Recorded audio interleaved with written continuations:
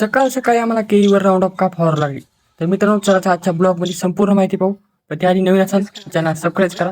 तर कसे आहात तुम्ही कमेंटमध्ये करून सांगा. चला तर मग ब्लॉग सुरू करतो.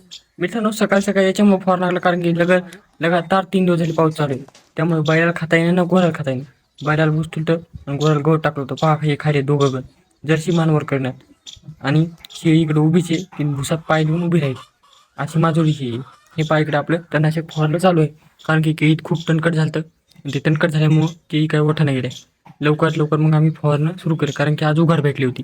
हे पहा हे आपलं राऊंड अप आहे जे की आम्ही टाकीत आहोत आणि फवारत आहोत तणनाशक. त्यानंतर मित्रांनो माझी बारी आली. मी सण फवार लावलो पण काही सोयाबीन असल्यामुळे याच्यात फवारायला अडचण येऊ लागली. आणि काही शेतकरी म्हणतात केळीत राऊंड अप जमते का, तर हो जमते. आम्ही इथून मागं पण फवारलेले आणि केळीला काहीही धोका नसते त्याचा. राऊंड अप फवारणं चालू होतं आणि ते अत्यंत महाग संपूर्ण जाण्यासाठी बेजारी होऊ लागली. अत्यंत दमान फवारणं लागू लागलं.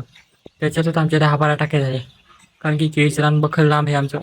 ते संपूर्ण फवारता फवारता नुसता घाम येऊ लागला कारण की गरमी खूप होऊ लागली. मग कसं तरी समजा रान फवारला आम्ही. हे पहा अशा प्रकारे केळीवर पण चालले तरी पण केळीला आपल्या काय होत नाही. तर मित्रांनो अशा प्रकारे राऊंड अप फवारलं मग आपली झाली गंडराची कटर करायला माणसं. तर हे पहा अशा प्रकारे बुगडा करणार ते जी की केळीची वेस्टेज मटेरियल आहे ती आपल्या केळीत आणून